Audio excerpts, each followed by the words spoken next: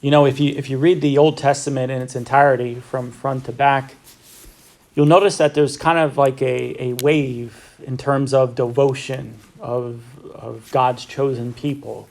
You know, they have their high points, they have their low points. And whenever you see a low point start to happen, you know, sometimes you get clues that their devotion and their faith in the Lord is going to decrease and things are going to fall apart from them. And it usually begins with the phrase, something along the lines, and the people forgot the works of the Lord. You know, they forgot God. The story from their previous generations has not been passed down. There was a break in the chain. And so when you hear that phrase, then you know that the next couple chapters, if not the entire book, we're going to see the downside, you know, in terms of their faithfulness and devotion to the Lord. That can also happen in our lives as well. You know, and I think maybe we're kind of seeing it right now. You know, many of you remember the days when you were, you know, in church and it was full and, you know, you didn't have to worry about, you know, money and stuff like that because, you know, there was enough people to take care of it. But something has happened. The chain has been broken, you know, in the next couple generations after you. You know, and really, there's really three ways. And sometimes it's a combination of all three. Sometimes it's just one of them. But it's either that, you know, we weren't faithful enough, we didn't pass the story, or the next generation isn't interested in the story.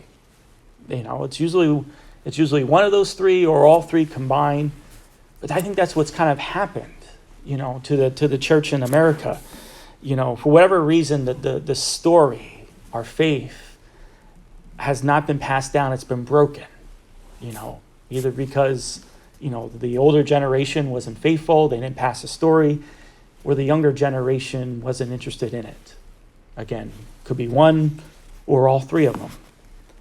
And so as we look at the first reading today from St. Paul to Timothy, a special reading as we kind of break from our cycle of Hebrews, we celebrate the memorial of St. Timothy and Titus, who were really appointees of the Apostle Paul, whose feast day of his conversion we celebrated yesterday. But notice some of the things here that's been said. I am grateful to God whom I worship with a clear conscience, as my ancestors did. Okay, Paul acknowledging, you know, how his faith was something that's been passed on. Now, his faith is, you know, his ancestors, he's referring to his Jewish roots, because obviously his Christian faith is very new. Okay, as I remember you constantly in my prayers day and night, I learned to see you again, recalling your tears. Notice that intimacy that St. Paul has with Timothy and Titus. He loves them dearly, you know, as his disciples. That I may be filled with joy as I recall your sincere faith. Now here's the part that I want to drive home at. That first lived in your grandmother Lois and in your mother Eunice, and I am confident lives in you all and also. So notice how the chain continues.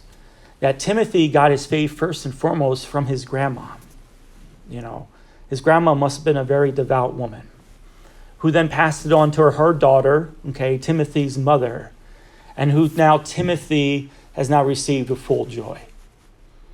So in the life of St. Timothy, you have, again, his ancestors, his previous generations, faithful, they passed the story, and Timothy himself received it for joy. All three right there present. And then St. Paul ends, for this reason, I remind you to stir into flame the gift of God that you have through the imposition of my hands, kind of making a allusion to the sacrament of holy orders. St. Paul laid his hands on him and appointed him the bishop of the church in Ephesus. And then St. Paul finishes how God gives us a spirit of self-control and bravery, able to live out the gospel message. So also part of the chain, okay, is not only the human action, but also the receiving and dwelling the gift of God. You know, so conversion for us and for our previous generations begins first and foremost with remembering, receiving the gifts of God that are given us to live it fully. So again, like I said, to keep that chain going, you know, first of all, we have to have the faith. We have to have a personal relationship with Jesus Christ. You know, we can pass the story, but if the story isn't with a personal testimony of faith in our lives, the story won't bear much fruit. It has to be alive within our hearts as well. But we also have to tell it. You know, sometimes parents are like, well, I just let my children, they let them choose for themselves. Yeah. Oh, really? Okay. You don't let them choose anything else. But the most important thing, the faith, you're going to let, your 12-year-old boy decide what he wants. I don't know. We got to pass the story. But also the younger kids. Now they're hungry for it.